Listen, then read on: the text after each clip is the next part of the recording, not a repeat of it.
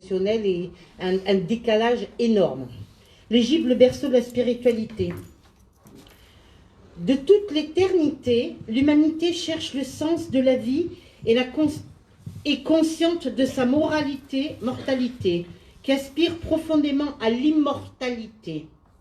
Cela n'est nulle part mieux illustré que dans l'Égypte ancienne. Le voyage des pharaons vers l'éternité est immortalisé dans l'art, l'architecture et les écrits de l'Égypte. Berceau de la spiritualité, on l'appelle le pays de l'éternité, plus de 4800 ans à 5000 ans avant Jésus-Christ. Dans l'Égypte des pharaons, la mort n'est qu'un passage. Un état transitoire vers une survie au-delà de la mort dans l'éternité. En effet, les Égyptiens ne conçoivent pas l'être humain comme un être unitaire, mais comme une composition de plusieurs éléments charnels et spirituels. À la mort, les événements spirituels sont libérés du corps, mais ils doivent alors retrouver la partie charnelle du corps pour qu'ils puissent continuer de vivre. C'est la vie après la vie. Ils avaient tout compris. Voici quelques petites informations historiques et géographiques pour mieux comprendre et connaître la civilisation égyptienne. Vers 3200 ans avant Jésus-Christ, il y a eu ce qu'on appelle l'unification de l'Égypte, c'est-à-dire que la haute Égypte, couronne rouge, et la basse Égypte, couronne blanche, se sont assemblées pour former une seule couronne, la double couronne, et un seul royaume. Cette union durera pendant longtemps, plus de 3000 ans. C'est pour ça qu'on l'appelle le pays de plus de 3000 ans avant Jésus-Christ. C'est la première civilisation qui a duré aussi longtemps. Le Nil, qui comporte plus de 60 000 km, est le fleuve nourricier de l'Égypte. Est-ce que tu peux mettre la photo du Nil, s'il te plaît? Nourricier de l'Égypte. Et en été, il déborde et dépose des terres fertiles sur les berges, les limons. La civilisation égyptienne est née grâce aux riches cultures que ces fleuves rendaient possibles. Dans la basse Égypte, qui comporte les villes suivantes: Hermopolis, Héracliopolis, Memphis et Alexandrie, ou Alexandra, non, ça c'est pour moi, c'est vous suivez. Il faut rigoler un peu parce que c'est des circonstances, hein. Alexandrie. On trouve aussi l'actuel, non, je reste sérieuse. On trouve aussi l'actuel Caire avec ses pyramides, la fameuse pyramide Gizeh, Khéops, Képhren et Mykérinos. Les trois les plus importantes, les trois des hautes égyptiennes. Ça fait partie de la basse Égypte. Et dans la haute Égypte, elle comporte Thèbes, Luxor, Edfou, Assouan, et sans oublier le temple d'Abou Simbel, à la frontière de la Nubie. Qu'est-ce que la Nubie? Ce sont les fameux Noirs égyptiens, ceux qui sont réputés pour leur beauté. C'est vrai que les Nubiennes, elles sont très réputées pour leur beauté. Elles sont noires avec des yeux bleus, des yeux verts. Et quand vous rentrez en Égypte dans un village nubien et que vous voyez à l'extérieur, vous arrivez comme ça, où vous dites, oh, les gens, ils n'ont rien, ils sont pauvres et tout. Vous avez un rideau devant l'entrée principale de la maison. Et quand vous poussez le rideau, c'est comme le film Alibaba et les 40 voleurs. Vous avez les télés, les dernières iPhones et tout. Vous dites, voilà, il y a un problème au niveau du temps, là, hein, quand même. Hein. Les dernières télévisions, etc. et tout ce qui s'ensuit. Assouan avait ce qu'on appelle, avec son fleuve, et le Nil qui représente notamment la montée de la Kundalini. Pourquoi? Alors vous voyez le Nil ici? Peut-être que je dois l'avoir ici. Le Nil qui est ici, regardez, avec la Haute-Égypte et la Basse-Égypte. Il est vraiment long ce fleuve, hein, c'est un des plus longs.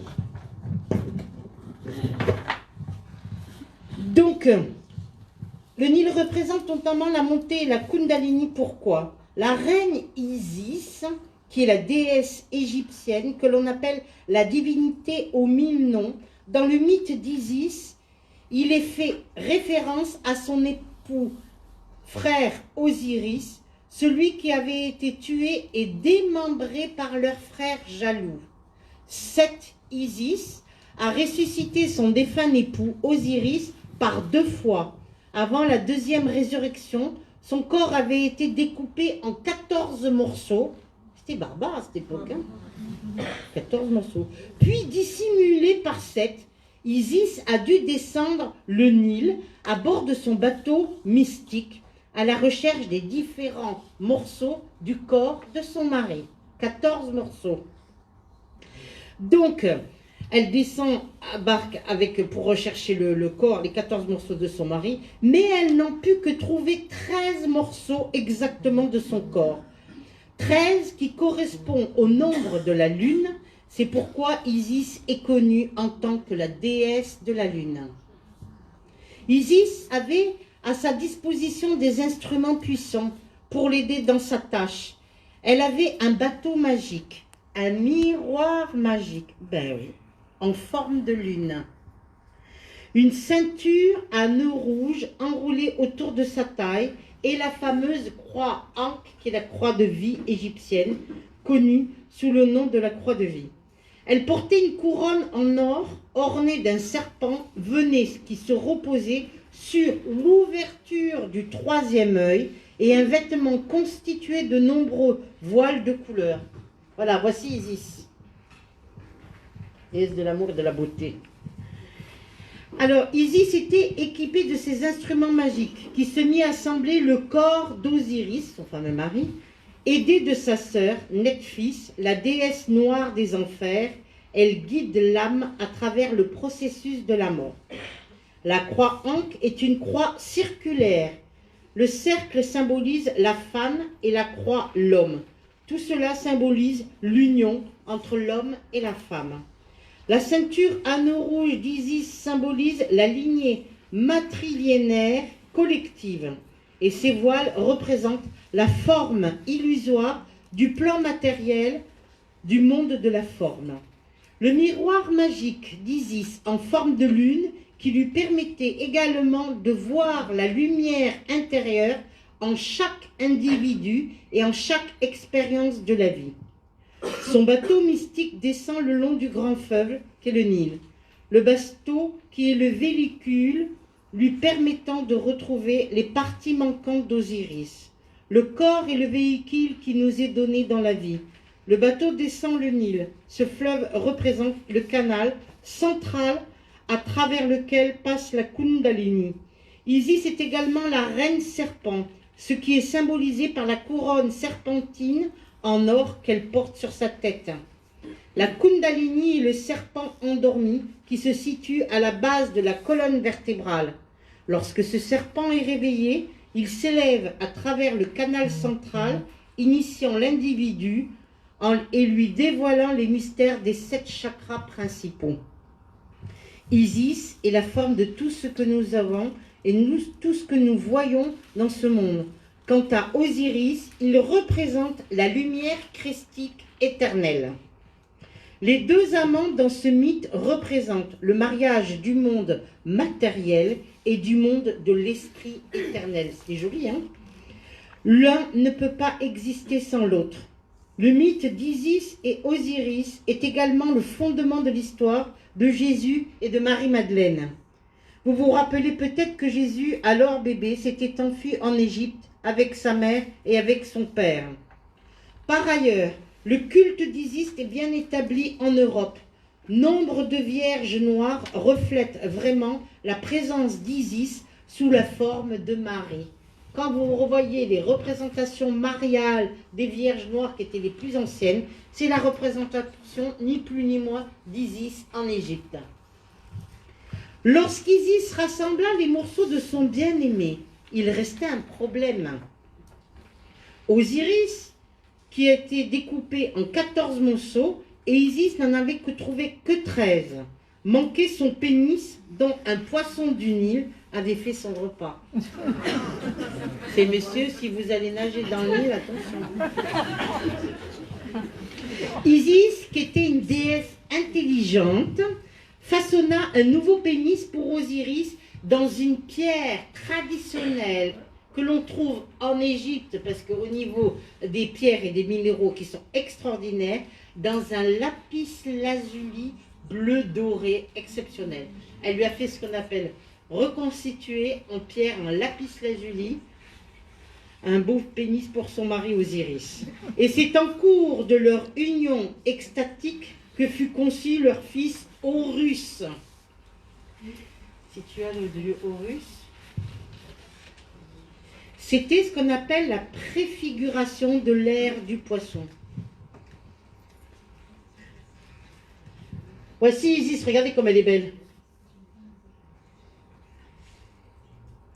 Elle est magnifique, hein? C'est la déesse, elle est réputée pour sa beauté. Vous voyez au-dessus, elle a la couronne dorée avec ce qu'on appelle la fameuse boule qui est pour l'initiation. Déesse d'amour et de la beauté.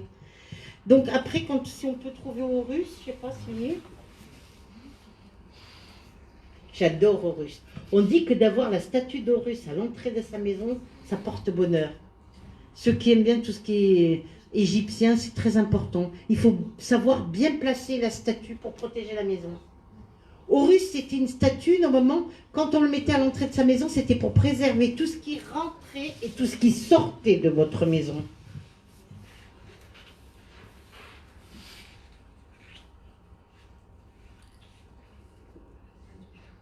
Voilà, vous avez Isis à droite et Horus à gauche. Et c'était Horus qui gardait. Et on dit que d'avoir justement la statue d'Horus, c'est pour garder tout ce qui rentre, tout ce qui sort de votre maison. Par exemple, les personnes mal attentionnées, tout ça. En Égypte, on mettait beaucoup les petites représentations de divinités de Horus pour préserver les mauvaises personnes aux bonnes personnes, etc., etc. Donc c'est très important. Quand vous allez en Égypte, je ne sais pas si en ce moment c'est bon, mais ce qui paraît que ça reprend pas mal en ce moment l'Égypte. Hein. Il faut voir, quand on achète certaines statues, pas que la statue de chat, etc., on peut trouver la statue de Horus et si vous y allez, achetez-en une, peu importe la taille, l'important c'est de l'avoir chez soi. Elle est recommandée cette statue, c'est très important. Donc, c'était la préfiguration de l'ère du poisson qui représente l'ère du Christ. Le poisson qui avale le petit pénis symbolisé qui était l'ère chrétienne, et dans les textes sacrés qui furent réécrits, et la sexualité devint alors un péché. On ne la conçut plus dans son aspect sacré. Jésus devint un sauveur célibataire qui n'avait ni épouse ni concubine. Isis est la reine tantrique de la sexualité sacrée. Vous le saviez? Non. Ouais. Ceux qui pratiquent le tantrisme, est-ce qu'il y a des personnes qui pratiquent le tantrisme aujourd'hui? Non? Non? Oui? Ah bon? Ah bah alors voilà. Invoque Isis la prochaine fois. La reine, t'imagines un peu? Alors, donc, Isis, si par son union avec son bien-aimé Chorus, fils du soleil naquit, lorsque nous parvenons à la rédemption de notre soi sexuel et que nous l'intégrons à notre vie spirituelle, alors la sexualité va devenir sacrée et deviendra une divinité sacrée. Ça sera ce que l'on appelle un amour divin. Dans les pyramides sont ce que l'on appelle un autre mystère qui intéresse toujours un grand nombre de personnes. En effet, la pyramide se veut au plus proche du ciel et donc au plus proche des dieux. Ce qui aide le défunt à rejoindre les étoiles, la quête de l'immortalité. Des pharaons qui entraîna des pyramides et des édifices qui étaient alors grandioses. Les pyramides d'Égypte, qui ont été construites pour servir de tombeaux, accueillaient les corps momifiés des pharaons, de leurs épouses et des personnages clés de leur état, mais aussi de leurs chats qui étaient embaumés, jusqu'aux petits mammifères qui pouvaient être embaumés. Donc on les enterrait dans les pyramides avec leur épouse, les personnages des clés d'État, leur chat égyptien, bah oui, parce que l'Égypte, c'est le pays des chats, hein, d'accord? Et on les enterrait aussi avec des meubles, avec ce qu'on appelle des victuailles, des jarres sacrés, où on remplissait, parce qu'ils croyaient, ils disaient que c'était le fameux voyage vers l'éternité, donc on ne partait pas les mains vides, on partait avec tous les meubles, à manger, à boire, tout, on amenait tout le monde, on emmenait la famille avec soi. Donc ils avaient déjà tout compris, hein. Leur forme caractéristique symbolisait ce qu'on appelle un rayon de soleil. Elle devait permettre aux défunts de rejoindre plus facilement le dieu du disque solaire, Amon-Ra. On l'appelle Ré. Enfin, elle garantissait un repos éternel en empêchant les intrusions. La vie après la mort. Donc, vous voyez, c'est depuis l'Égypte qu'elle existe. Le phénomène de résurrection qui est évident chez les Égyptiens. Selon eux, si le soleil disparaît, meurt chaque jour pour réapparaître, renaître le lendemain, il en est de même pour la vie humaine. Naître, renaître, telle est la loi. Il en est de même pour la vie humaine, le soleil étant considéré comme la divinité suprême pour les dieux égyptiens, pour le dieu Ré plus précisément, c'est une deuxième vie dans l'au-delà, et pour cela, les Égyptiens, les plus importantes que la première, en effet, celle-ci ne serait qu'une préparation dans le monde des vivants à la vie idéale qui était immortelle dans l'au-delà. Chaque pharaon était, donc on préparait, on construisait ce fameux tombeau et on les enterrait avec 365 amulettes, une amulette par jour, pour les aider à les accompagner avec la fameuse barque de l'au-delà à gravir et monter. 365, ça correspond à un an. Et un an qui est pour faire le deuil et pour accompagner le défunt. Donc, il croyait en la vie après la vie et, comme disait Sainte Thérèse de l'Enfant Jésus, ils préparaient ici-bas, sur cette terre, déjà leur propre mort dans l'au-delà. Ils croyaient ce qu'on appelle à la vie idéale et immortelle dans l'au-delà. Durant l'Ancien Empire, vers 2700 ans à 2200 ans avant Jésus-Christ, les pharaons sont les seuls à pouvoir accéder à la vie après la mort. C'est ce qui était perçu en tant que culture au niveau du peuple égyptien. Aucun Égyptien ne possédant pas de fonction royale ne pouvait y espérer. En effet, les pharaons sont considérés comme les fils des dieux et ils leur sont égaux. Les pharaons sont alors les intermédiaires entre le peuple et les dieux, leur consacrant des cérémonies et des rites journalières. Accompagnés de nombreuses offrandes pour implorer l'aide quotidienne des dieux, à la mort du pharaon, celui-ci doit rejoindre les dieux ainsi que ses pairs, la place qui lui revient de droit à leur côté dans le ciel étoilé. Cependant, Amon-Ré, malgré son ancien statut de dieu absolu, se voit détrôné par d'autres dieux peu connus, avant comme Amon ou Osiris. C'est au cours du Moyen Empire qu'Osiris sera proclamé principal dieu des morts. Avec l'essor de la religion osirienne, tout Égyptien peut enfin accéder au salut post-mortem et ainsi espérer et entrer dans le royaume des morts, paradis de Ré et d'Osiris. Pour aider les défunts dans l'au-delà, les Égyptiens ont écrit le livre des morts, que je vous conseille vivement de lire, qui est extraordinaire. Un recueil de formules et d'hymnes funéraires placés dans le tombeau du défunt, qui lui était utile pour son fameux voyage dans l'au-delà. On disait que les Égyptiens ouvraient le livre et qu'ils lisaient le livre des morts dans l'au-delà. Donc on les enterrait, tous les pharaons, pas tout le monde, mais beaucoup les pharaons, avec le livre des morts. Donc on le plaçait dans la tombe du défunt qui lui était utile pour son voyage dans l'au-delà. Les anciens Égyptiens pensaient qu'il fallait une nuit entière au défunt pour traverser le monde souterrain. Les formules et les hymnes du livre des morts devaient aider à passer indemne les différentes épreuves pour que le défunt puisse arriver le lendemain au lever du soleil, sain et sauf dans l'au-delà. C'est magnifique, hein?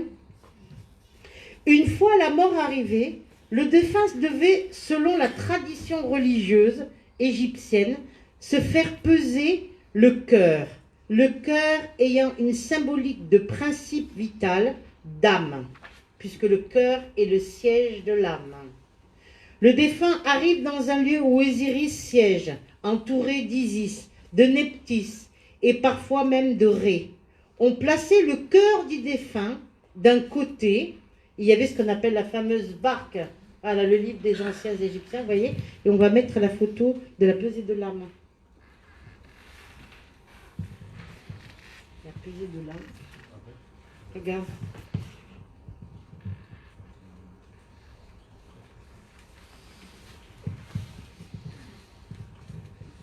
Avec Anubis, une balance, une grande balance. Non, ça c'est le livre des mots des anciens Égyptiens qu'il faut lire sur la vie après la vie. C'était les premiers avant même les Tibétains et tout ça quand même. Hein.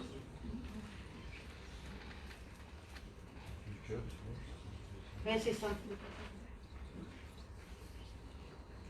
Voilà.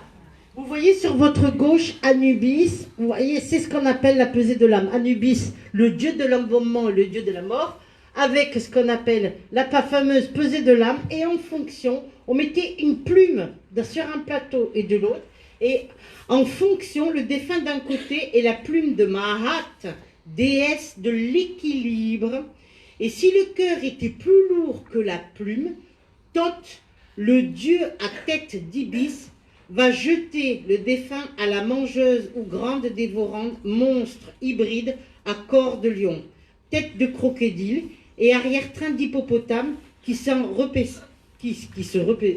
repu de ce repas. Si le cœur était plus léger que la plume, c'est que la personne avait eu une vie juste, et Osiris lui ouvre les portes de son paradis. Waouh! Alors, ça c'est ce qu'on appelle la fameuse pesée de l'âme. Et donc, si le cœur était plus lourd que ce qu'on appelle que la plume, eh ben, on mettait ce qu'on appelle, on le donnait à manger au crocodile ou du crocodile. Et si le cœur était plus léger, c'est que la personne avait été bonne, elle avait fait des bonnes actions toute sa vie, tout ça, et qu'on permettait, c'est comme si on mettait un cachet pour que la personne puisse enfin pouvoir partir dans l'au-delà avec la paix et être bien accueilli surtout de l'autre côté. La momification. Waouh! Tout d'abord, à l'aide d'un crochet de fer, qu'est-ce qui se passe? Il passait par les narines, d'accord? Et à l'aide d'un crochet de fer, qu'est-ce qui se passait par les narines? Il retirait le cerveau par les narines. Écoutez bien. Puis, avec une lame tranchante en pierre d'Éthiopie, ils vont faire alors une incision sur le long du flanc et retirer toutes les viscères, nettoyer l'abdomen et le purifier avec du vin de palme et de nouveau avec ce qu'on appelle des aromates broyés. Ensuite, ils vont purifier tout ça, le corps de la personne. Ils remplissent le ventre d'encens de la myrrhe pure broyée et de la cannelle. Après quoi, ils salent le corps en le couvrant de natron pendant 70 jours. Ce temps ne doit pas être dépassé. Les 70 jours écoulés, il lave le corps et l'enveloppe tout en entier de bandes découpées dans un tissu de lin très fin et enduites de la gomme dont les Égyptiens se servent d'ordinaire au lieu de la colle. Les parents reprennent ensuite le corps et vont faire un sarcophage de bois taillé à l'image de la forme humaine dans lequel ils vont alors déposer le corps. Et quand ils ont fermé ce coffre, ils le conservent précieusement dans une chambre funéraire ou alors ils installent debout, dressés contre un mur. Pour que si les viscères continuent de se verser, eh ben voilà. Vous voyez, regardez, on voit bien le sarcophage tout en bois. Et on voit la momifiée, on voit le corps qui est entièrement momifié pour bien conserver les formes du défunt. Les viscères sont déposés dans 4 vases placés dans un coffre. Selon la règle, on ne retirait pas le cœur. Les endroits dont on avait enlevé les organes étaient remplis de bandelettes ou de chiffons imprégnés de résine. Ces opérations se déroulaient dans la maison d'embaumement, suivant des rites bien précis. Le prêtre qui exécutait l'embaumement portait le masque d'Anubis, qui était le dieu de l'embaumement, et pour aider à faire le fameux passage. Des amulettes, les fameuses 365 amulettes à côté du défunt et autres bijoux étaient placés directement sur le corps momifié. C'est-à-dire qu'une fois que le corps était bien momifié, on plaçait les amulettes dans les bandelettes et tout ça, qui étaient destinées à assurer une protection magique aux morts. Des fois que le mort, de l'autre côté, il aurait été attaqué ou il aurait... Ça, on montre ce qu'on appelle toutes les matières utilisées pour la momification. Regardez. Les encens. Et la myrrhe, pourquoi la myrrhe? La myrrhe, c'est un encens qu'on fait beaucoup brûler aussi, non seulement pour les personnes, mais pour les animaux. C'est le vendredi, le jour de Vénus, quand on fait brûler de la myrrhe. Et la myrrhe, pourquoi? Parce que c'est un encens, c'est une résine bien précise qui aide à l'ouverture du troisième œil et par rapport à la clairvoyance, pour que le mort puisse mieux accéder à la claire vision dans l'au-delà, de l'autre côté, dans l'autre monde. Donc, une fois notre corps embaumé, les funérailles pouvaient avoir lieu. Dès lors, le rituel ainsi préparé, le corps est finalement revitalisé. C'est ainsi que s'est introduite la notion de rite d'ouverture de la bouche, un rituel extrêmement fort. Une statue représentant le défunt faisait le lien du prêtre qui pouvait procéder au rituel. L'officiant ouvrait de façon magique la bouche et les yeux de la statue à l'aide d'un long instrument incurvé et complétait ce geste symbolique par des fumigations purificatoires et des lustrations et la récitation de formules magiques qui étaient tirées justement du fameux livre des morts des Égyptiens. Tout cela avait pour but d'animer la fameuse statue, de redonner aux défunts l'usage de ses sens pour qu'ils puissent désormais profiter des offrandes, des fameuses victuailles de nourriture, de parfums, faites par ses proches, et la statue en question devenait dès lors le lien entre le monde des morts et le monde réel, permettant ainsi aux défunts d'intervenir directement dans le monde des vivants. Le corps était ensuite placé dans la tombe avec le mobilier. Le mort va vivre désormais dans sa demeure d'éternité. Les offrandes étaient impératives pour que le mort puisse continuer à survivre dans l'au-delà. À côté des denrées réelles, on trouve dans les tombes des représentations de scènes de moissons, de préparation du pain, de la bière, des formules rituelles qui les rendaient réelles. Ainsi, le défunt ne manquait jamais de rien. Waouh! Les membres de la famille espéraient pouvoir être réunis, ou du moins non loin l'un de l'autre, tant que leur vivant qu'après leur mort. Des scènes de réunion familiale étaient représentées sur les statuaires de groupe, les murs des tombes et même des stèles. Là, la famille au complet, fils, filles et grands-enfants, est ainsi représentée. Les représentations ou les peintures que nous trouvons dans les tombeaux égyptiens pouvaient également s'animer grâce aux effets de la magie, et la famille pouvait être ainsi réunie pendant les moments de détente et les cérémonies d'offrande. Une possibilité pour les vivants d'entrer en contact avec les défunts qui était de leur écrire, d'où la fameuse écriture automatique. Ces lettres étaient écrites sur les vases qui contenaient de la nourriture qui était déposée en offrande devant la fameuse tombe. Les humains qui se sentaient menacés par des morts s'adressaient à des parents défunts en les priant de cesser les menaces et en demandant aux parents d'intenter un procès aux coupables devant le tribunal de l'au-delà. La conception de la mort dans l'Égypte antique ne signifie pas la fin de l'existence humaine, mais bien du passage entre les deux formes d'existence, la conservation du corps et en réalité une négation de la mort de l'individu. Il y avait aussi, à cette époque-là aussi, il y avait ce qu'on appelle les fameuses pleureuses. Il y avait des femmes qui étaient payées, on leur donnait un salaire pour pleurer par rapport aux défunts. Elles étaient payées pour pleurer. Et elles étaient payées aussi, quand on donnait l'ordre d'arrêter les pleurs, elles devaient s'arrêter. Waouh! Il faut que ça vienne, il faut que ça s'arrête aussi, c'est pas évident. Vous imaginez un petit peu? Voilà, regardez, ça c'est une rite.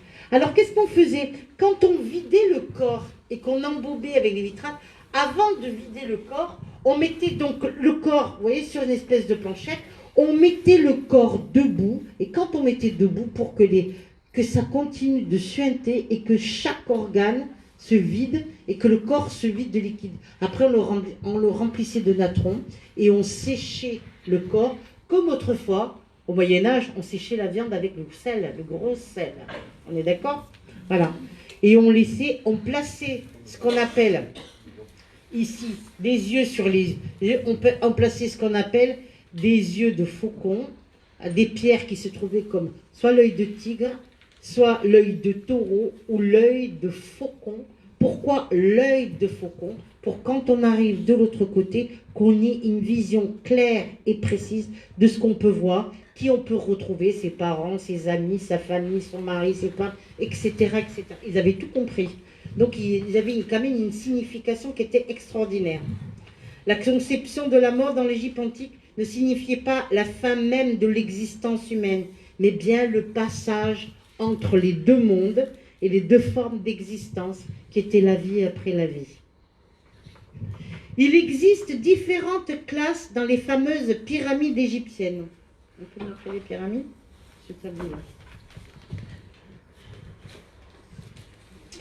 Quand vous regardez les pyramides, que d'ailleurs, je vous raconte une histoire, une fois on était avec certaines personnes et eux, dans la nuit, les gars, là, ils étaient partis pour aller visiter les pyramides. Il y avait un gars, il a volé un objet sacré qui était dans une pyramide. Quand il est rentré chez lui en France, il a eu 14 ans de malheur. 14 ans de malheur. Jusqu'au jour où il a rencontré quelqu'un qui lui a dit « Vous avez quelque chose chez vous qui ne vous appartient pas, mais comment ça ne m'appartient pas, tout un objet, tout pas très grand, tout petit, qui devait faire 5-6 cm, qu'il avait ramené, qu'il avait piqué dans la pyramide. Son copain, lui, il avait piqué une pierre de la pyramide. 7 ans de malheur, il a eu. Un peu moins. 7, 14, c'est des cycles, c'est pas par hasard, d'accord? Il a fallu qu'il retourne en Égypte pour essayer de re-rentrer, mais à l'époque c'était fermé, pour déposer ce qu'il avait pris dans la pyramide. Est-ce que vous pouvez vous imaginer? Comme il n'a pas pu rentrer dans la pyramide, qu'est-ce qu'il a fait? Il a dit je ne pourrais pas revenir. Il a déposé le fameux objet à l'extérieur de la pyramide. Quand il est rentré chez lui, ça a mis à peu près un mois et demi, et les choses sont rentrées dans l'ordre. Faites attention, ceux qui dépouillent les églises ou les monuments sacrés, faites très attention. Quand on rentre normalement dans les pyramides, il y a ce qu'on appelle les émanations vertes. Il faut toujours se déchausser parce que c'est quand même un lieu privilégié et il faut respecter le lieu. Très important. Alors, il existe différentes classes dans les pyramides égyptiennes. Quand on est en bas de la pyramide, c'était ce qu'on appelle les esclaves. Ben oui, ça c'était pas drôle. Alors les esclaves, ils étaient là pour travailler, pour construire les fameuses pyramides, etc., etc. Ensuite, quand on monte, il y a la partie bleue au-dessus. C'était ce qu'on appelle les paysans. Les paysans, c'était les gens du peuple qui devaient travailler la terre, récolter le blé, faire les fameuses feuilles de papyrus pour pouvoir après transmettre aux prêtres égyptiens et tout ça. Alors, il y avait ce qu'on appelle en deuxième position les paysans. En troisième position, en montant, il y avait ce qu'on appelle les scribes, ceux qui écrivaient, et les artisans, ceux qui peignaient, ceux qui faisaient toutes ces choses-là. Après, on continue, on monte de castre. Il y avait ce qu'on appelle les prêtres égyptiens, ceux qui étaient là et qui priaient. On continue de monter les prêtres égyptiens. Il y avait ce qu'on appelle les hauts fonctionnaires, les chefs, les militaires, les grands prêtres. Il y avait les prêtres et les grands prêtres. Après, au-dessus des hauts fonctionnaires, il y avait ce qu'on appelle le vizir, celui qui était proche du roi, tout ça. Et ensuite, à la pointe, le pharaon. Vous imaginez un petit peu? Dans la médecine, donc vous voyez, il y avait des classes sociales. Il est évident que quelqu'un qui était haut fonctionnaire, il ne pouvait pas forcément se marier avec une esclave. On ne faisait pas partie du même milieu. Il y avait des castres. D'accord? Dans la médecine égyptienne, qui était indissociable de la magie, en effet, elle revêtait un caractère magique et religieux, avec ce qu'on appelle des formules, ainsi que des amulettes. Les médecins, en grande partie, tout au moins, appartenaient à la classe des prêtres. Donc, classe des prêtres, 4e position, en partant par le bas. Les Égyptiens croyaient que l'humain était à l'abri des violences ou des attaques, ainsi que des démons, pouvait vivre à peu près indéfiniment. Ils croyaient qu'elles avaient toutes pour origine d'introduction dans le corps des mauvais esprits qui, agissant spontanément ou sous impulsion d'une force magique intentionnellement. Ils croyaient ce qu'on appelle à la magie, tout simplement. Que des personnes pouvaient être possédées, et les personnes qui devenaient fous ou quoi, pour les guérir, au lieu de guérir avec des médicaments, ils faisaient ce qu'on appelle des incantations, et ils appelaient les prêtres, en quelque sorte, pour exorciser le patient. Donc ils croyaient qu'elle avait toute origine d'introduction dans le corps, qui était ce qu'on appelle les mauvais esprits, agissant spontanément ou sous l'impulsion de forces magiques intentionnellement mises en jeu. Les symptômes étaient les manifestations de sa présence et l'indice des troubles causés par elle. La thérapeutique avait donc à exercer une double action, l'exorcisme de l'agent d'abord, puis la réparation des désordres qui étaient souvent son œuvre.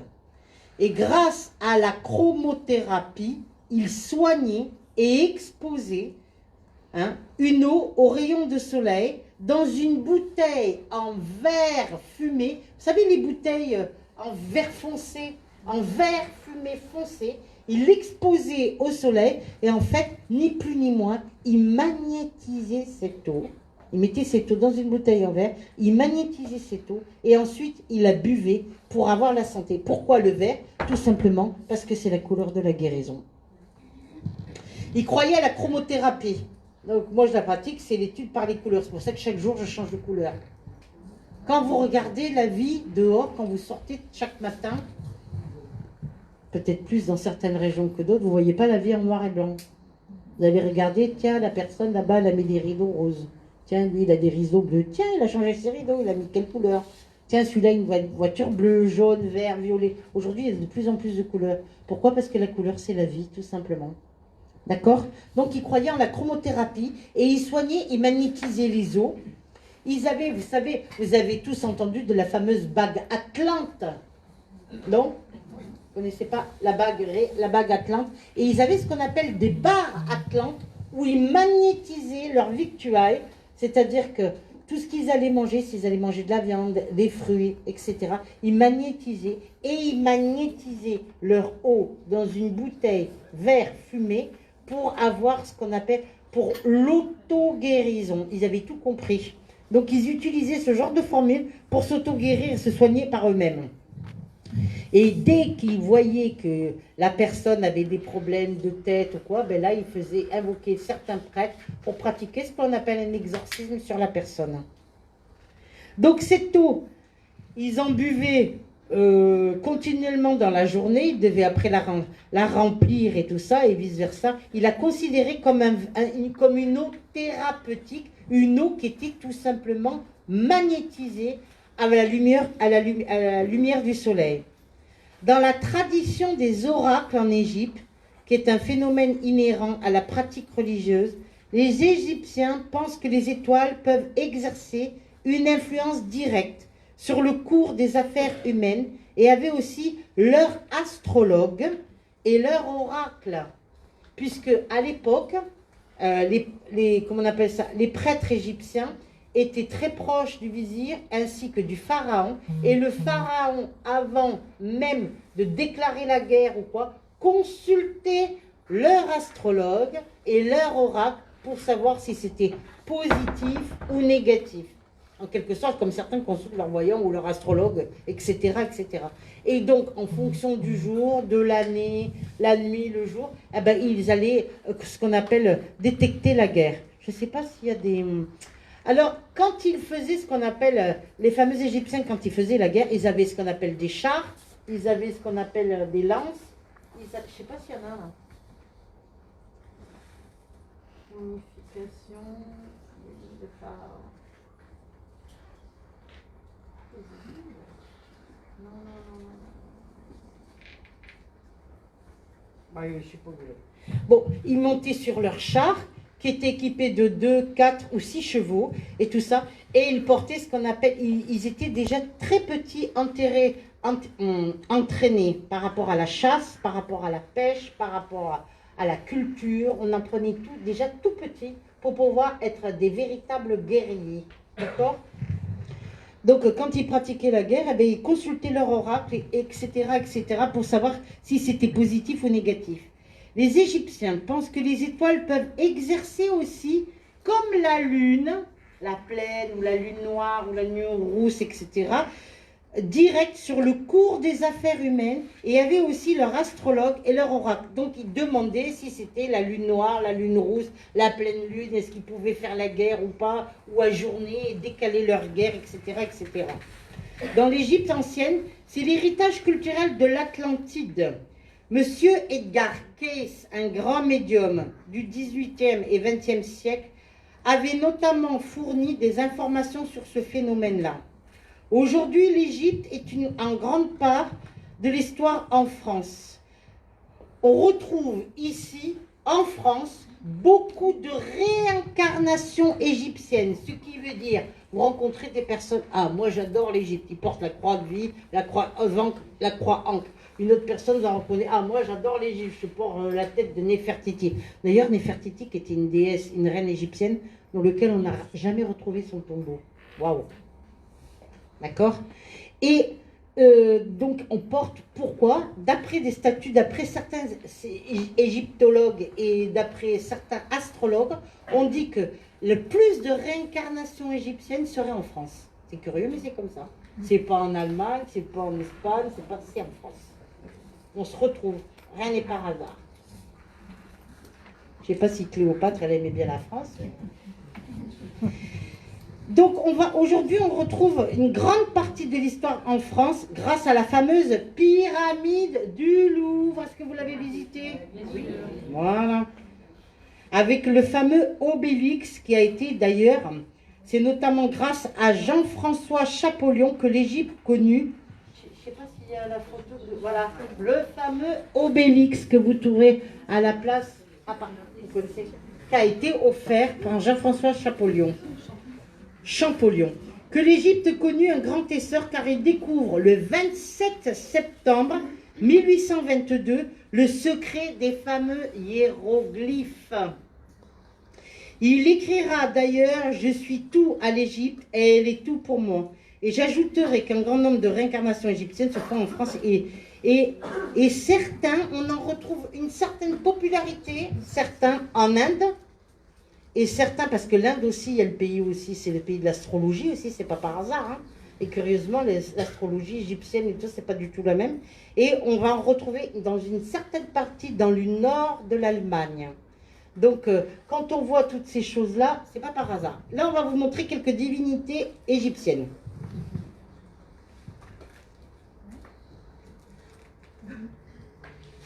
Il y avait ce qu'on appelle... Donc vous voyez, ils avaient quand même compris. On va montrer Anubis, je ne sais pas si... Voilà, là, voilà les divinités égyptiennes.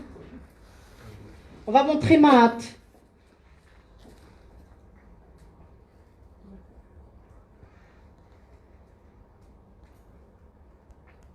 Ça c'est Isis. Avec tout, quand on voit les hiéroglyphes et tout ça, il y a eu ce qu'on appelle la fameuse pierre de Rosette qu'on a retrouvée en Égypte. Avec M. Edward Carter qui a retrouvé ce qu'on appelle le tombeau de Toutankhamon.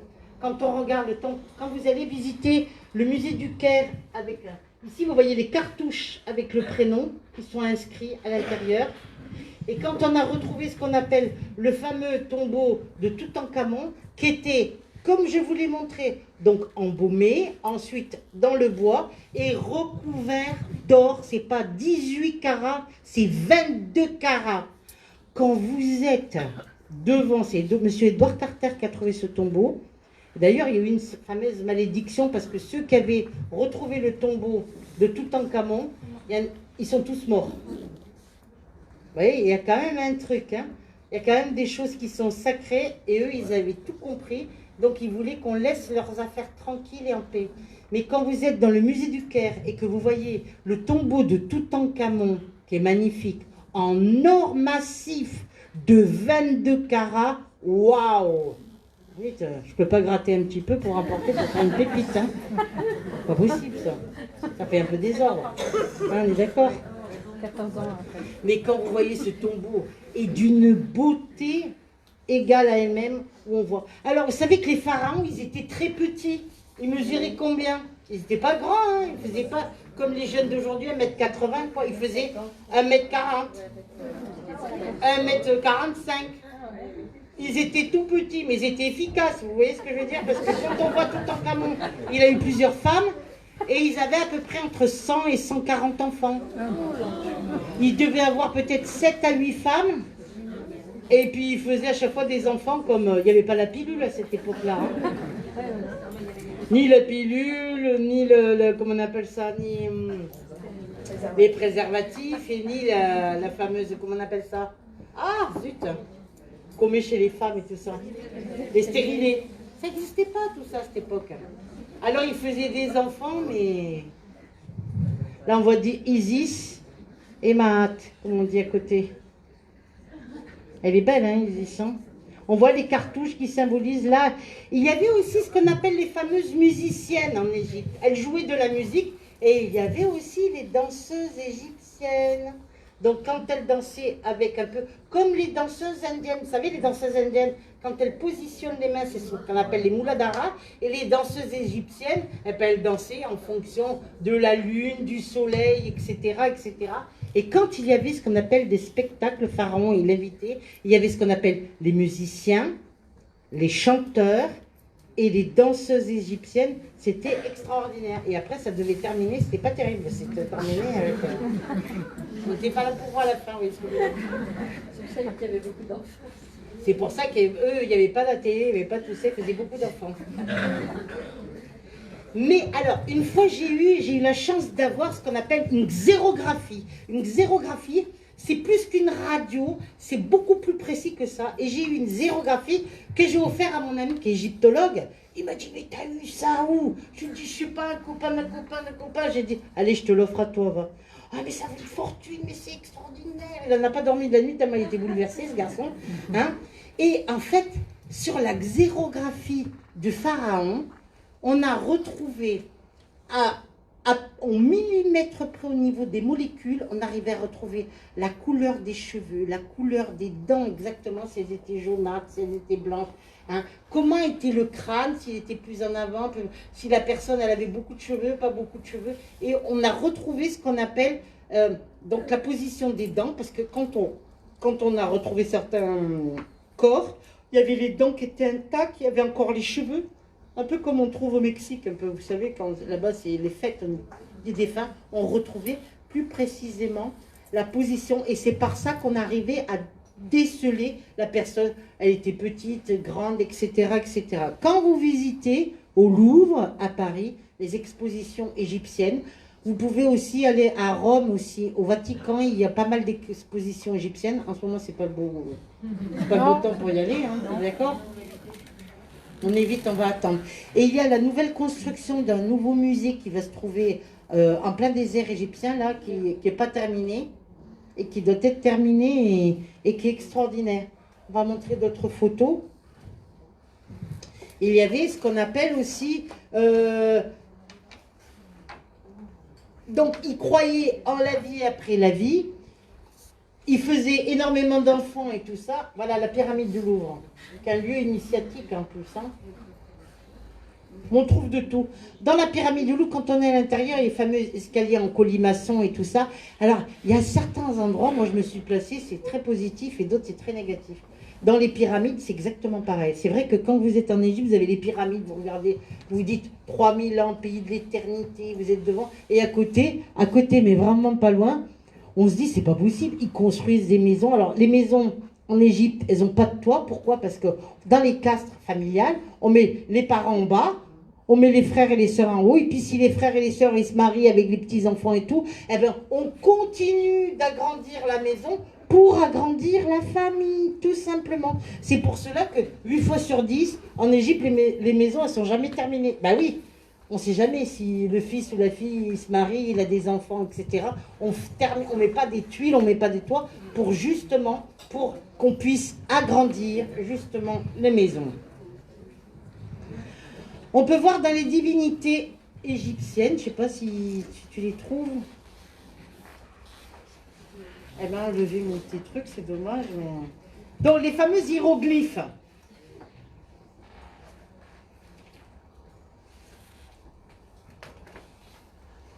Là, ici, je ne sais pas s'il y a tout en camon, non, pour voir un peu la photo.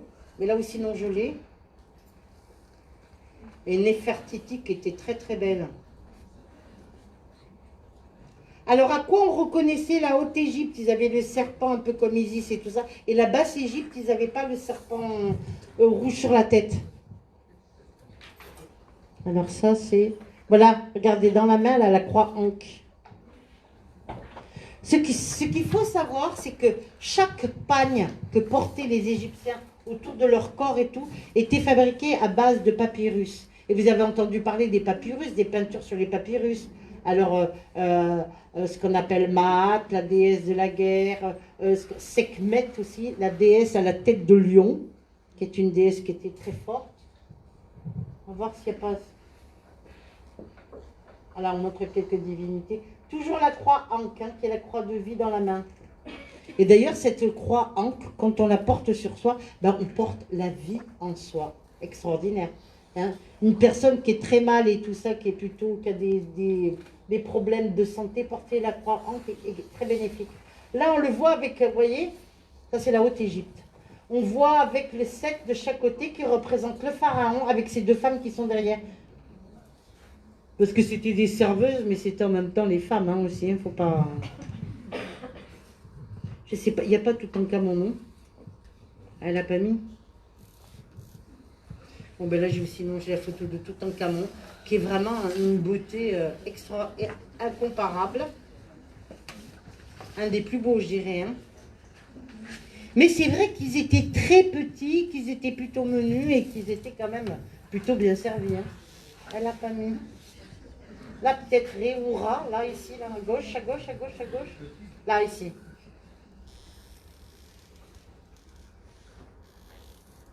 Alors là, vous voyez à droite qui symbolise, ça c'est Horus. Alors vous voyez sur la droite l'œil égyptien. Vous savez qui était l'emblème de, comment il s'appelle ce groupe de musique c'est pas Simon Nanga, c'est comment il s'appelle. Un groupe qui avait repris justement l'œil d'Horus. Pourquoi l'œil d'Horus? Parce que c'est non seulement l'ouverture du troisième œil, mais c'est l'œil de la protection. C'est pour conjurer ce qu'on appelle le mauvais œil. Quand on porte en amulette ce qu'on appelle l'œil d'Horus sur soi, c'est pour conjurer le mauvais œil. D'ailleurs, ce que vous pouvez retrouver maintenant, l'équivalent qu'on peut retrouver, c'est, vous savez, comment on appelle ça? Les médaillons en or avec l'œil bleu à l'intérieur pour conjurer ce qu'on appelle le mauvais œil. Mais à la base, ça venait de l'œil d'Horus. D'accord? Et moi, j'ai réussi à en trouver un en Égypte parce que j'avais une amie, elle avait trouvé avec l'œil bleu. Moi, j'ai retrouvé avec l'œil noisette. J'ai dit, c'est le mien.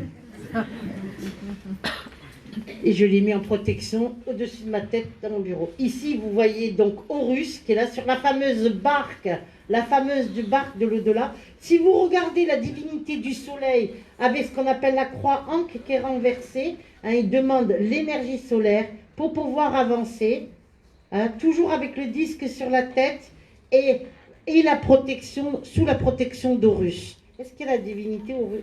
Elle n'a pas mis les... C'est dingue ça, hein. Je les ai pas là. Je suis désolée, elle n'est pas mes... Horus, voilà. On le reconnaît à quoi, Horus? Il a une tête de faucon, vous voyez ce que je veux dire? Donc quand vous êtes en Égypte et que vous mettez sous j'avais une photo de moi où j'étais sous la statue d'Horus, je dis prends-moi en photo, là c'est super et tout. Bah oui, j'avais demandé sa protection. Regardez Horus. Et quand vous allez à Thèbes, qui est anciennement Luxor. C'est la fameuse allée où il y a les fameuses têtes de bélier. Vous avez entendu parler de ça. Quand vous êtes à cet endroit-là et que vous arrivez, à un moment donné, après vous avez Horus et tout ça, ben ça symbolise tout simplement des protections supérieures. Pourquoi ils mettaient beaucoup de protection? Parce qu'ils croyaient justement à tout ce qui était le mauvais œil, les mauvais esprits, la magie, etc. Et tout ça. Ils avaient tout compris.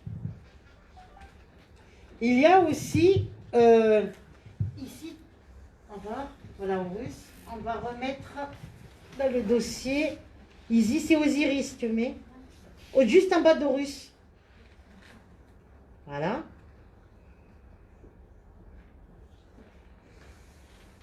On voit pas. On voit que Osiris, là, on voit pas trop.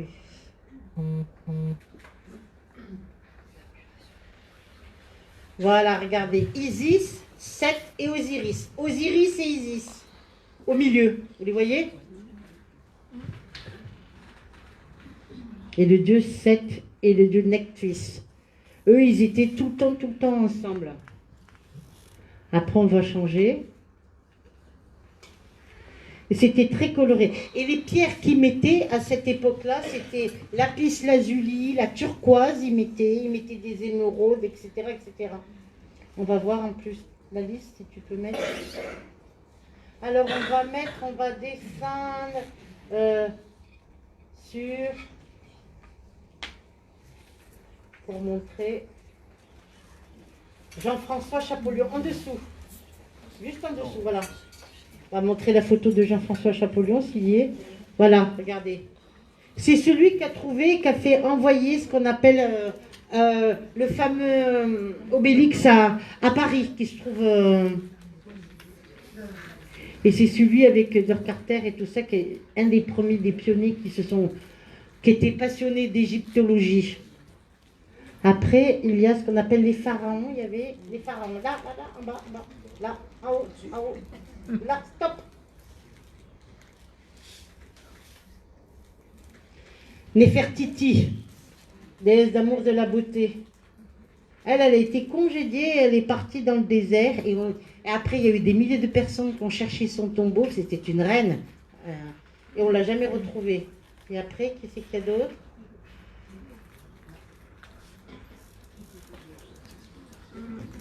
Il n'y a plus rien.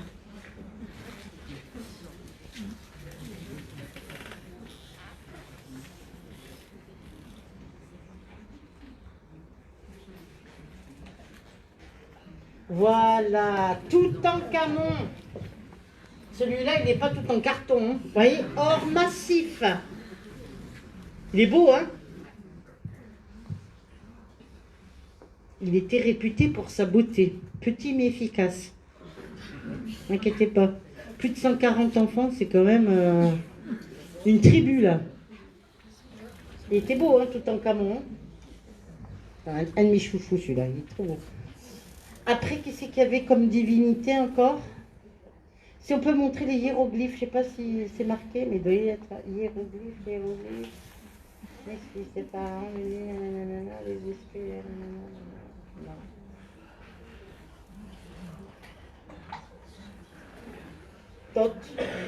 Tot.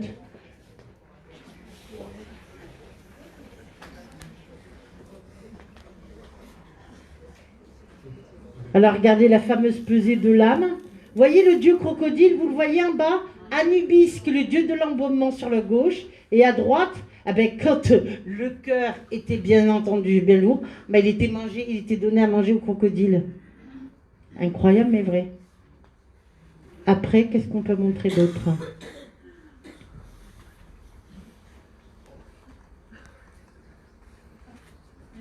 La fameuse pesée de l'âme.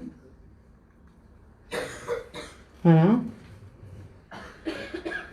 Anubis, c'était celui qui aidait à faire le fameux passage avec la fameuse barque de l'au-delà pour pouvoir arriver de l'autre côté pour le défunt. Il accompagnait le défunt. Elle a toujours la croix dans la main, vous avez remarqué? Alors, quand on va en Égypte, on ramène le fameux chat égyptien. Je ne sais pas s'il dit le chat égyptien, là. Mais non, elle n'a pas mis, non. Je ne sais pas qu'est-ce qu'elle m'a fait, là. On va voir.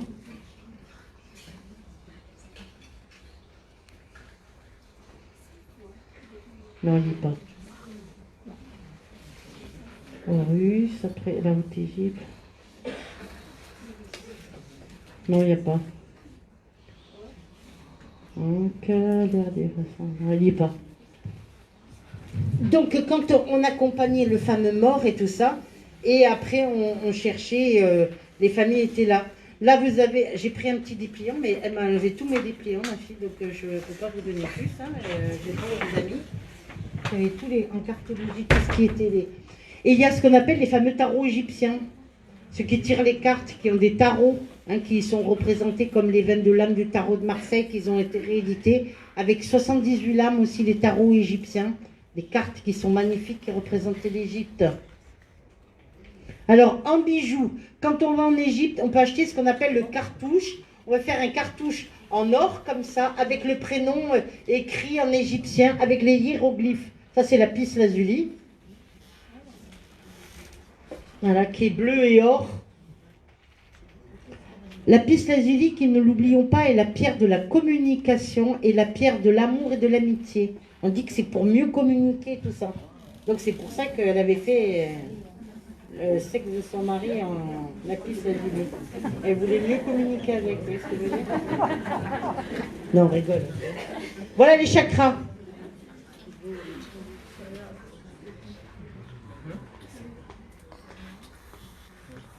Ouverture du troisième. Donc, ils croyaient à toutes ces choses-là. Donc, quand vous rentrez, ce qu'on appelle dans les fameux musées et tout ça, moi, je vous conseille vivement de visiter le Caire et de faire, si vous pouvez le faire, la fameuse descente du Nil en bateau, quoi. Parce que c'est sûr qu'à la nage, il y en a certains qui le font, mais doivent se faire. Non, alors, ce qui est très éprouvant, c'est qu'en Égypte, quand on descend comme ça, il y a beaucoup d'enfants qui viennent, les enfants égyptiens, et eux, ils réclament beaucoup. Il faut leur donner des bonbons, il faut leur donner des choses et tout. Si vous commencez à beaucoup donner, on vous interdit de donner parce que si vous donnez, il faut donner encore plus et tout ça. Et ça, c'est très dommage. C'est quelque chose qui m'a terriblement marqué. Est-ce qu'il y a des questions? Tout le monde a compris l'Égypte, c'est magnifique. Est-ce qu'il y a des personnes qui sont été en Égypte? Ah ben voilà. Quel souvenir vous avez ramené de là-bas? Des petites statuettes, voilà, des cartouches. Des cartouches? Ce que j'ai là, le scarabée. Le fameux. Alors, est-ce que vous connaissez l'histoire du scarabée? Alors, non, peut-être pas. Vous connaissez pas? Le scarabée égyptien, quand on est en Égypte et qu'on est au scarabée égyptien, on dit que ce sont pour les personnes qui sont seules en amour. Elles doivent faire un rituel, tourner dans le même sens. Alors, vous voulez, alors, il ne faut pas y aller l'été, 40-50 degrés, et vous voulez tous tourner. Si vous avez fait un chapeau, vous faites une insolation, là, c'est obligé. Hein. On tourne à peu près 7 fois tout autour du scarabée pour rencontrer le véritable amour. Quand on offre un scarabée égyptien, normalement, c'est pour que la personne trouve son vrai amoureux, quoi. Voilà, le symbolisme, c'est ça.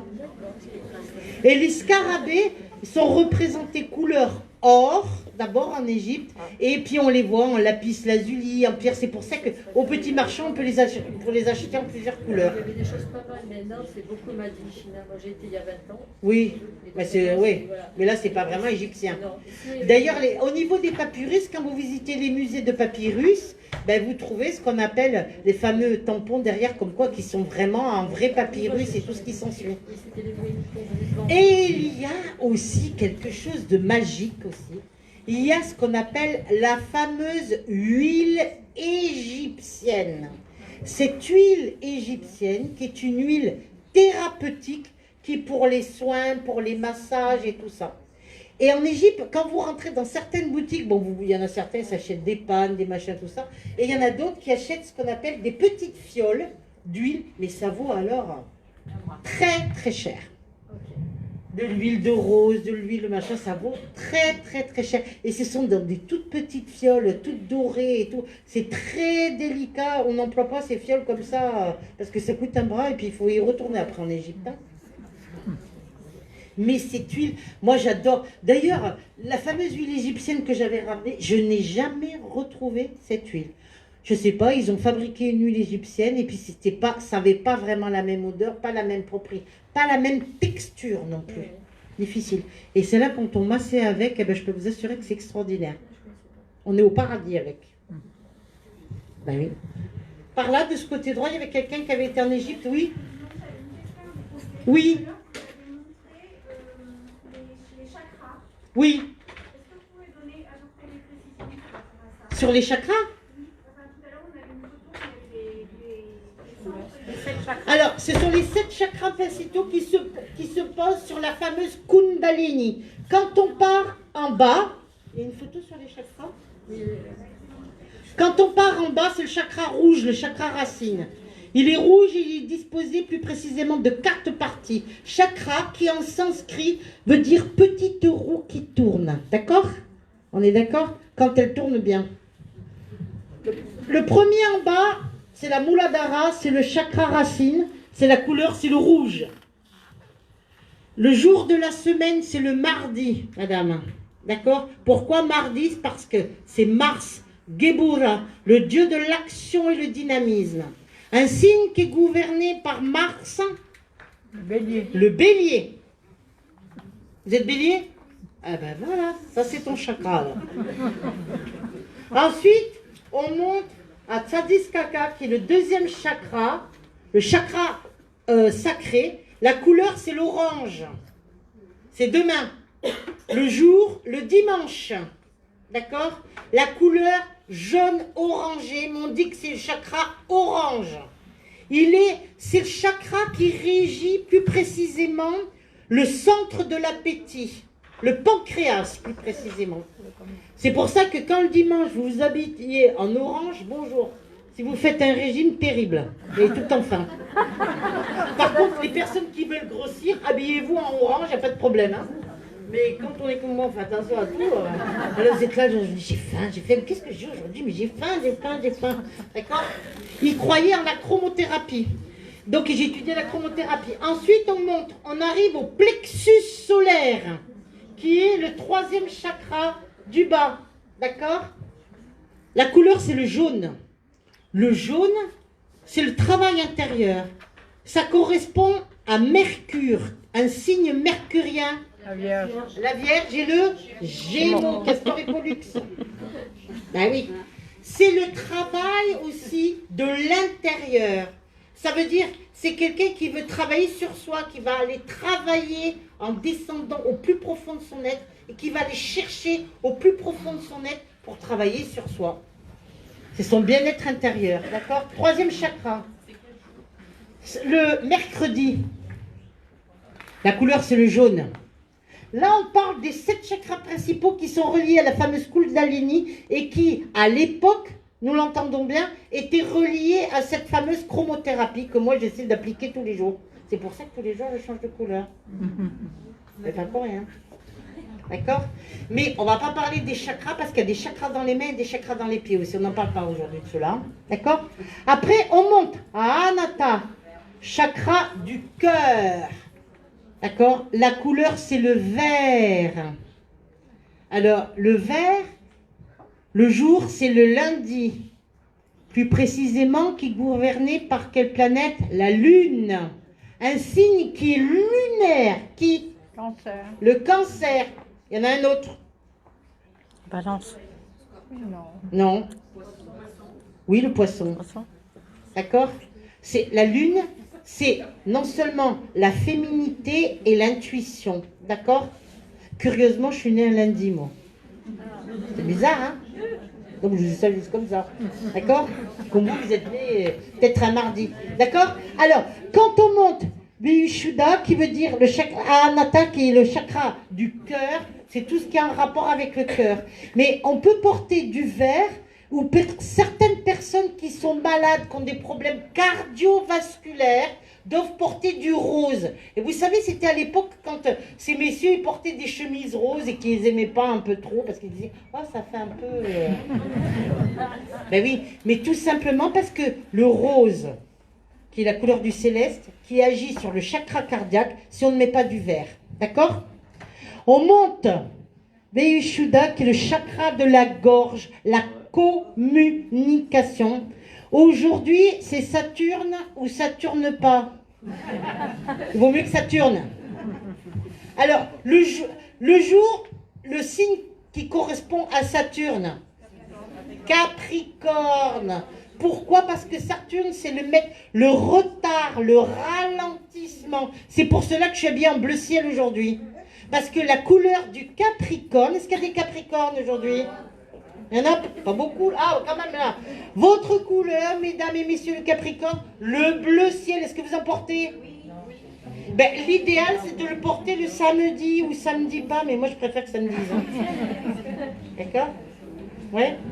Madame Saturne. Saturne ou ça tourne pas? Non, là. Vous n'êtes pas Capricorne? Voilà. Vous en mettez un peu du bleu ciel? Jamais. C'est le samedi qu'on met le bleu ciel, d'accord? Ok, madame? Après, on continue. Ajna, la couleur du troisième œil, le bleu indigo.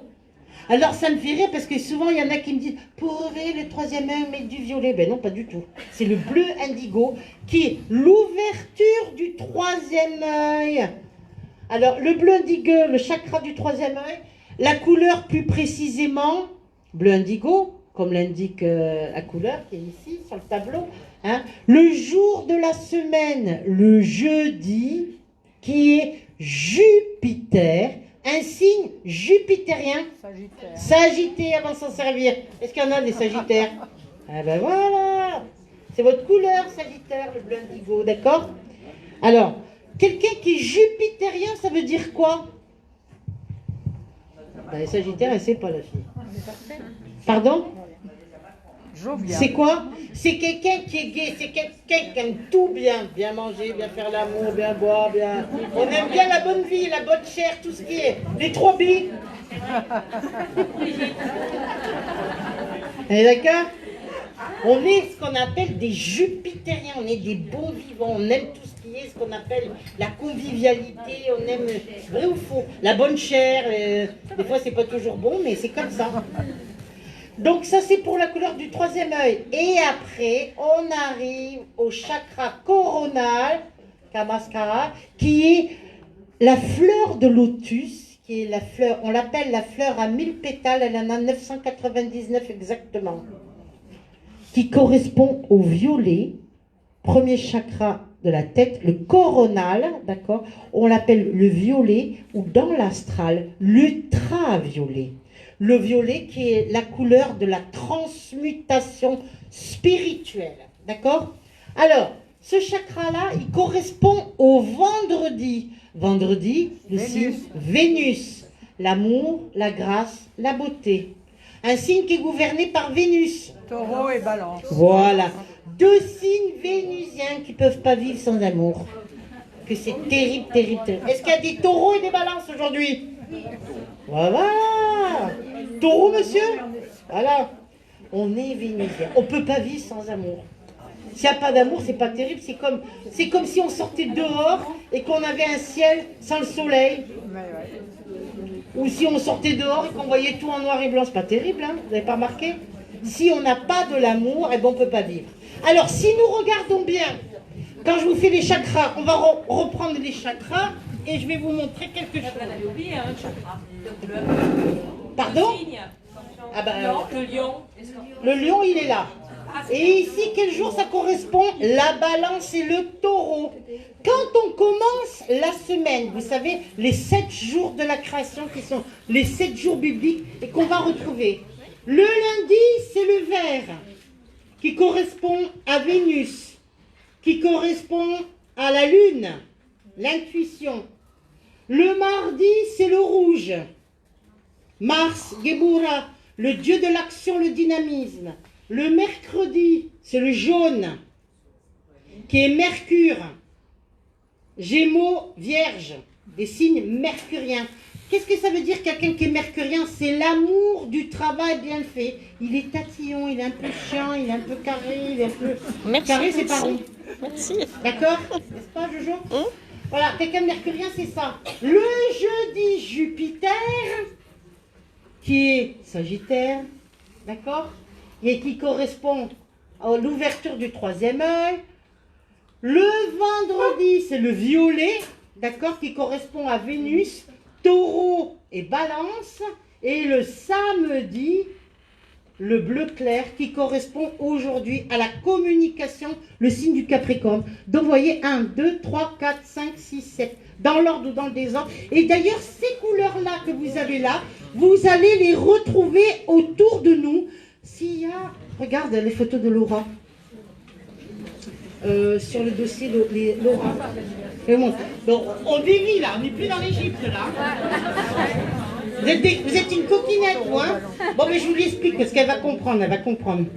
Et oui, tout de suite, moi j'ai compris, mais il y a bien longtemps. Laura, les photos de Laura, attends. Monte, encore. Ça, c'est la chromothérapie. Encore. Laura, voilà. Voilà. Mais là, il n'y a pas les couleurs. Je vais que tu mettes une photo avec des couleurs. Voilà Laura. Laura qui dégage pour une personne normale. Cette aura que vous voyez, les 7 couleurs que vous avez sur les chakras, on les retrouve là. Les fameuses 7 couleurs de l'arc-en-ciel. Mais si vous regardez bien l'arc-en-ciel, il n'a pas 7 couleurs, il en a 9 plus précisément. Et 9, c'est la réalisation des 8 premiers chiffres. Alors ici, vous avez le violet, le bleu indigo, le bleu ciel, le vert, le jaune, l'orange, d'accord? Le corps bouddhique, le corps divin, le corps éthérique, le corps émotionnel, le corps mental, le corps éthérique et le corps physique. Donc toutes ces couleurs que vous avez non seulement sur la montée de la Kundalini à l'intérieur des 7 chakras, et que vous avez tout autour de vous. D'accord? Alors est-ce que dans ces couleurs, il y a du gris?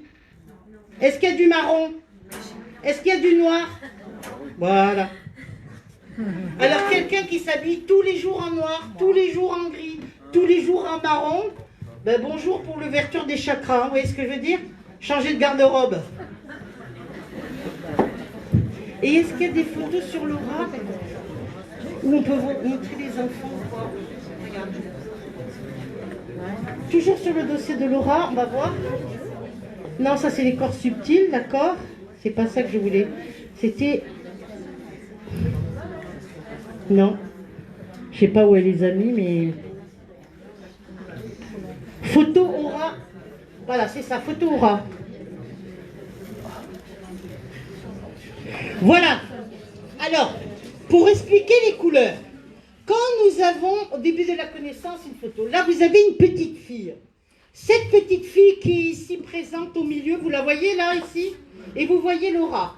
Ici, elle a du jaune qui symbolise la lumière, mais à côté d'elle, elle a sa grand-mère qui est proche d'elle. Ici, on voit ce qu'on appelle une jeune fille, une petite fille qui doit avoir 7 ou 8 ans, qui a au-dessus de sa tête du violet rose. Le rose fuchsia symbolise que cette petite fille est artiste. D'accord? Vous suivez? Et ici, vous avez du rouge. Un beau rouge vermillon. Ce qui veut dire, cette petite fille qui est dans la lumière et qui est artiste et qui est très en colère. Elle est très en colère, cette petite fille. Vous savez pourquoi? Parce que cette petite fille est une danseuse et que les parents, elle dit non, tu ne danseras pas, tu vas faire tes cours, tu vas faire ceci. Donc c'est une danseuse contrariée. Donc vous voyez ce que ça peut faire, une danseuse quand on est contrariée, il ne faut jamais les contrarier les danseuses. D'accord? Si vous les contrariez, c'est foutu. Alors on voit cette petite fille qui par rapport à la lecture de son aura, et heureusement Dieu merci ça change, qu'elle est très contrariée parce qu'elle, qu'est-ce qu'elle veut? Elle, ce qu'elle veut c'est danser et être heureuse. Ah ben non, les parents ils l'empêchent de danser, donc elle développe la colère. Quand vous voyez une petite fille avec une aura rouge comme ça, vermillon, et que vous dites, voilà, qu'est-ce qu'elle a? Elle est vraiment en colère et tout ça. Elle a une colère qui est apparemment qui est rentrée, qui n'est pas sortie, et c'est terrible. On va montrer une autre photo.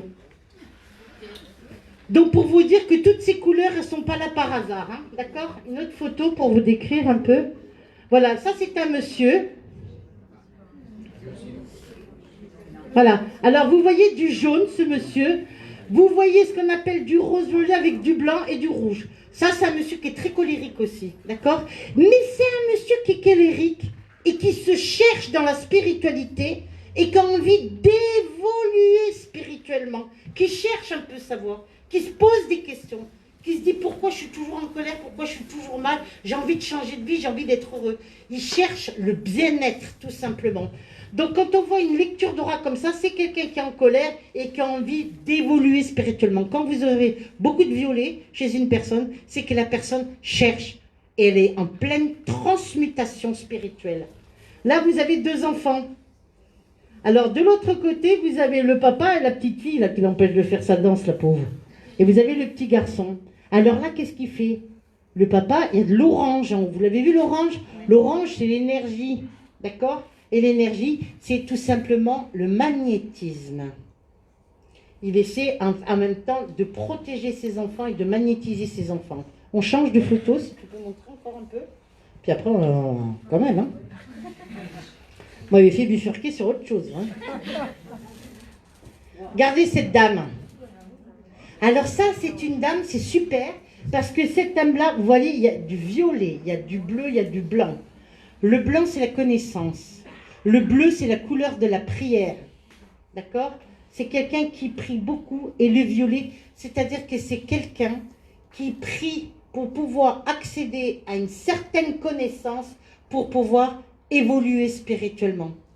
Elle est en pleine recherche, en pleine transmutation spirituelle. C'est quelqu'un qui est en plein changement. Et on le voit à sa lecture de l'aura. Apparemment, c'est quelqu'un qui prie beaucoup, oui, mais surtout pour les autres, pas pour elle-même. Une dernière photo, puis après j'arrête. Et on pourrait en parler jusqu'à minuit, tout ça.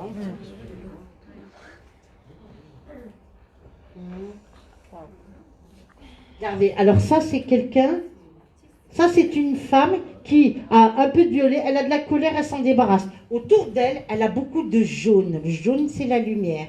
Donc c'est une personne qui essaie de travailler beaucoup sur elle et qui essaie de faire quoi? Elle essaie d'être lumineuse. Là, je dirais, puisqu'elle a du blanc qui est au milieu sur elle, c'est une personne qui est très christique. Ça veut dire que c'est une personne qui doit travailler avec Jésus et qui doit demander à Jésus pour essayer de soigner et de guérir des gens. Elle est dans la lumière. Il y a encore du travail à faire parce qu'il faut éliminer tout ce rouge qu'il y a au-dessus là-haut. Hein.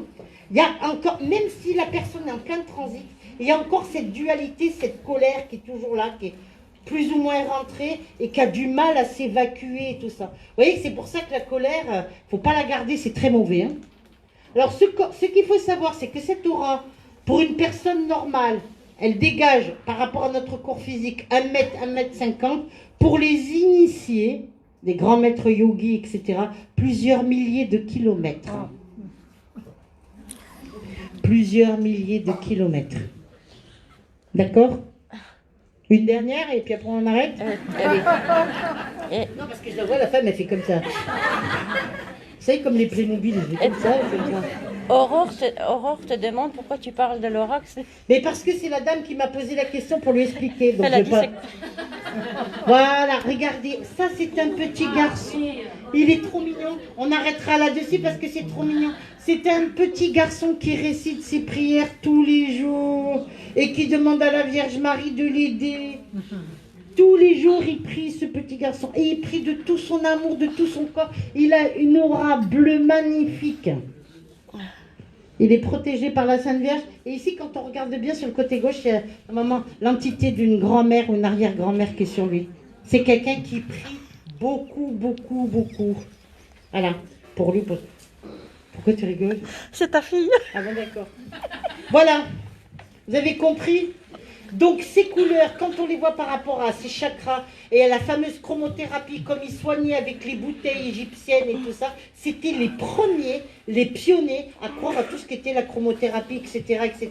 C'est pour ça que je vous ai montré les couleurs, non seulement de l'intérieur et de l'extérieur du cœur humain, et tout ce qui peut, nous pouvons transparaître. C'est ce qui va faire, madame, que quand vous rentrez dans un bus ou dans un transport en commun, s'il est plein à craquer, vous n'avez pas remarqué que vous vous dirigez plus sur le côté gauche ou plus sur le côté droit. Et des fois, vous vous sentez plus bien avec telle et telle personne. Et puis là, oh là, c'est comme les chats, vous savez. C'est pas bon, il faut absolument que je m'écarte. Voilà, madame. Elle te dit que c'est l'heure de la pause. C'est l'heure de la pause. Merci, on va faire une petite